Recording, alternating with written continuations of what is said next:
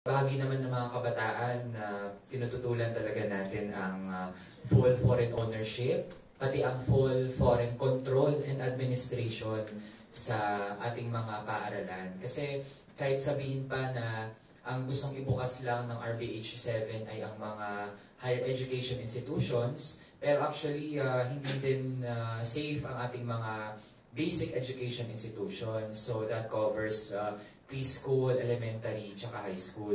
Mangyari po kasi kahit na-maintain ang 60-40 na limit sa basic education, pero inaalaw ng RBH 7 na ang mga administrators ng basic education institutions ay mga dayuhan.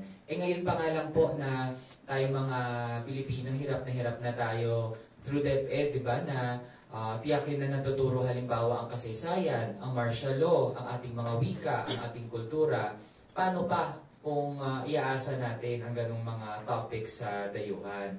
Asahan din natin na i-whitewash halimbawa ng kung sino mang mga schools galing sa US o sa China, ang ginagawa nilang intervention at ang mga historical din na kasalanan nila sa mamamayang Pilipino.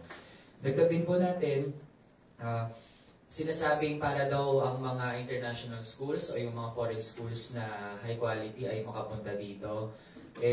As if naman po makakapasok dyan ang ordinaryong kabataan. Magkano ba ang tuition sa mga international school?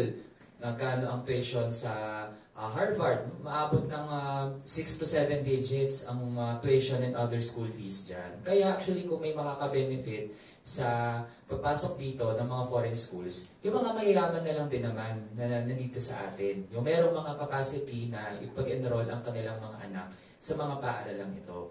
And last point, tingin po natin gaya ng 20 pesos per kilo na bigas, ito pong economic tsa-tsa ni Marcos Jr. ay isa na naman pong pambubudol sa mga kabataan. Pinapaasa po kami na magkakaroon ng quality jobs dito sa atin, hindi na manghibang bansa ang mga kabataan pagka-graduate.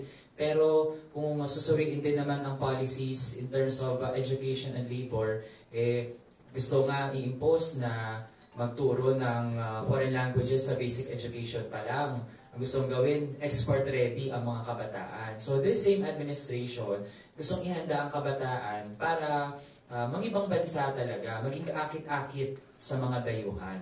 So, ibig sabihin, budol po yung sinasabing wala nang kabataang magiging OFW dahil sa economic tsa-tsa. Yun lang.